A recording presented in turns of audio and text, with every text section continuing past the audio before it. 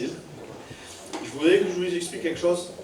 Amen. Il y a quelques années en arrière, il y a les frères qui partaient dans les pays de l'Est. Hein, on vient d'en revenir il y a une petite dizaine de jours.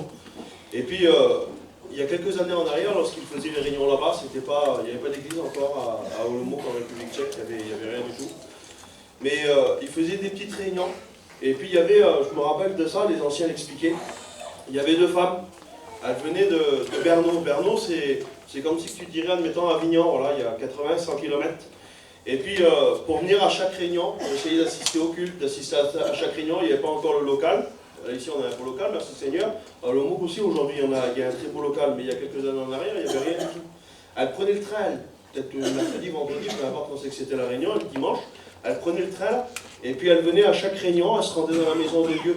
Merci au Seigneur, tu vas dire, bon ben en train, c'est faisable. Ce matin, si tu as envie de prendre le train de Cavaillon, c'est faisable. Mais il y avait aussi une époque où c'est qu'ils étaient en Hongrie.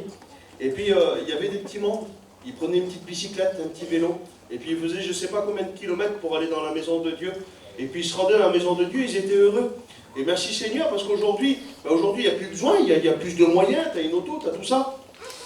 Mais vous avez quand même une grâce, malgré qu'on a des autos, malgré qu'on a peut-être des avions. Si tu as envie de prendre l'avion, moi je prends l'avion, dans 1h30 je suis rendu à Munich, et puis je vais faire la réunion si j'ai envie. Et justement, c'est à ça que je voudrais en venir. Il y a des endroits où c'est qu'ils n'ont pas de prédicateurs. Il y a des endroits où c'est que les missionnaires, tant que les missionnaires ne vont pas là-bas, ben, il n'y a pas de prédicateur sur place, il n'y a pas de réunion.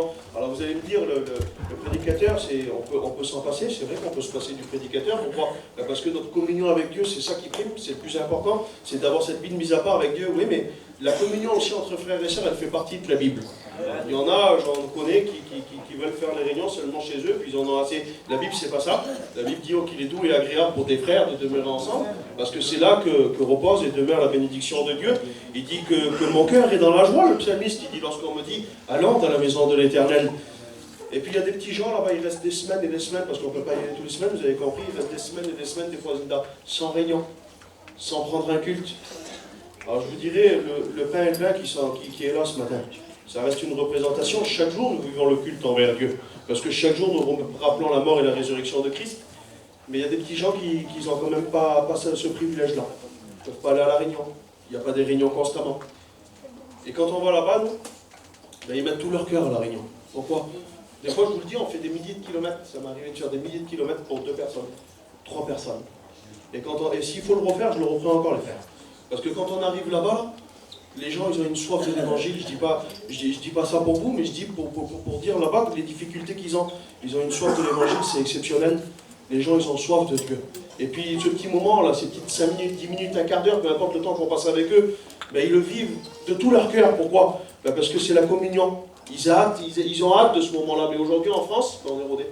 C'est 3, 4 réunions, 10 réunions, 20 réunions par semaine, si tu veux. Je suis rentré il y a 10 jours, moi, c'est la première réunion que je peux faire là, tellement qu'on a des réunions.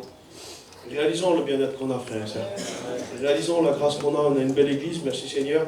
On a des prédicateurs. Si on voudrait, on ferait des réunions tous les jours et ça ne serait pas le même prédicateur encore. Réalisons ce matin ce que Dieu a fait pour nos vies. Réalisons non pas seulement le local, mais réalisons que Dieu est grand. On a chanté ce cantique. On a chanté ce cantique, Dieu est grand. Et Job a dit cette parole, il a dit, mais sa puissance nous échappe. Vous voulez vivre un petit peu la puissance de Dieu ce matin? Amen. Il y en a qui ont besoin de la puissance de Dieu ce matin. Il y en a qui ont besoin de la puissance de Dieu dans leur foyer. Il y en a qui ont besoin de la puissance de Dieu pour leurs enfants, pour leurs parents. Vous voulez le vivre ce matin? La prédication va être apportée, mais c'est à toi de vivre cette réunion ce matin. Parce que la parole, elle est vivante, elle va apporter. Elle va apporter ce matin, il n'y a pas de problème. Mais c'est à toi de vivre la réunion. Alors, est-ce qu'on peut rechanter un cantique ensemble, vous voulez? Qu'on mette du cœur ce matin à la réunion, qu'on puisse disposer nos cœurs, qu'on puisse être bénis ensemble. T'es rentré faible, c'est pas grave. Tu vas repartir de ce lieu. Crois maintenant que le Seigneur va te fortifier à ta place. On chante ce cantique, on reste sur le Seigneur est grand. Je voudrais qu'on chante grand et le Seigneur digne de notre